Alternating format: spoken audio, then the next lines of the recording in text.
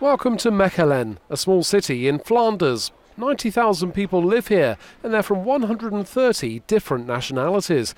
Back in 2016, the mayor, Bart Sommers, won an award recognising his achievements in welcoming and integrating immigrants. There's been a drive here to bring refugees and residents together to create trust and respect on both sides. We live in a kind of apartheid reality, where we speak a lot about the benefits of diversity, but how many people with a real different background do you really know in your life? So fighting segregation is for me a very important thing to create one community of citizens of Mechelen. More than 20,000 Muslims have their home here, more than in the whole of Hungary. The mayor says a safe environment has helped to counter any far-right drift.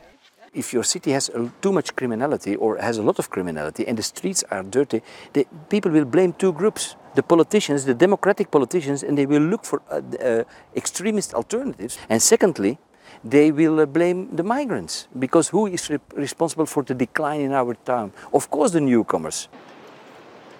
There's been a real turnaround in this city, once a place known in Belgium for crime and poverty. Now it's ranked among the best places to be.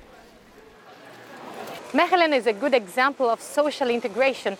Nevertheless, in order to achieve these results, European cities have to face many challenges, such as lack of international coordination, extra burden on public finances and resources, and sometimes political backlash.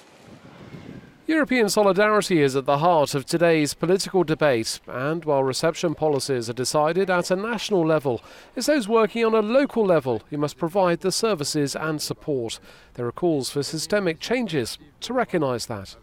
The problem is that states consider the reception of migrants is their responsibility, and that's true. Nevertheless, when people arrive, the municipalities are those that have to face hosting, emergency and accommodation issues. But that's why we call for a European budget dedicated to local authorities who are willing to welcome refugees, who agree to support them in their activities. Migration has become a political hot potato in the EU.